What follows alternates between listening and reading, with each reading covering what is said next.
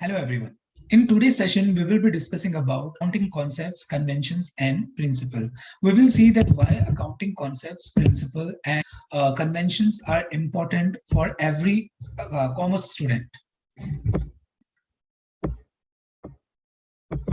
So here you can see definition of accounting concept is given. So what is the meaning of accounting concept? So basically accounting concepts means assumptions on the basis of which financial statement of business entity prepared. You know what assumptions generally we take when we prepare financial statement. So basically whenever we prepare balance sheet or whenever we prepare P&L account, what we do, we record sales and expenses in P&L account. And we prepare balance sheet. In balance sheet, we record assets and liability. Right. Now, let's suppose what company is doing. Company is performing some credit sale. There is a company who has performed total sales of rupees 100 crore.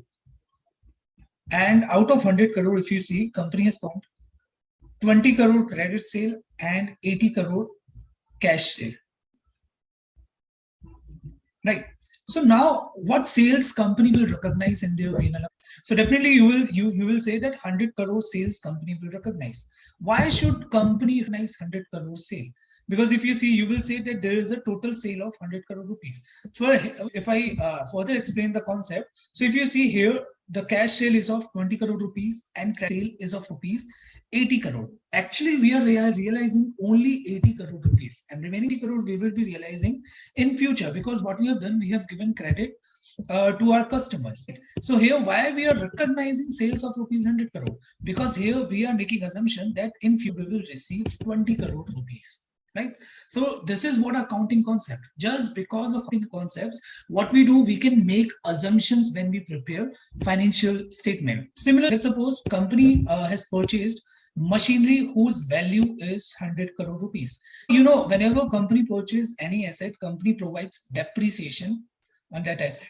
Right. Now here company has purchased asset whose value is 100 crore rupees. Why company is not recording as an expense in P&L account? Why company is not directly recording 100 crore rupees expense in P&L? Why company is capitalizing this asset in balance sheet? Just because we are making sure that we will run our business for lifelong and we will be using this machinery for, let's suppose, tests, right? So it is not correct to recognize whole expense in first year.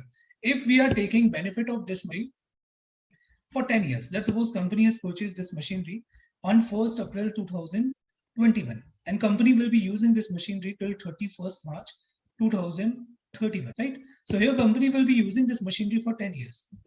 And company has acquired this machinery on 1st April 2012.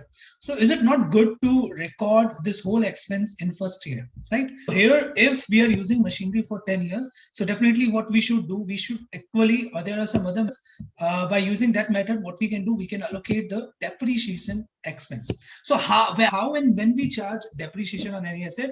Here, if we assume that we will be continuing our business several years or for lifelong, then what we can do, we can record it as a we can record depreciation books of accounts. Otherwise, let's suppose my intention is to run this business for only 1 year. So what I will be doing, instead of capitalizing this machinery in balance sheet, I will record it as an expense, right? So there is a concept, going concern concept.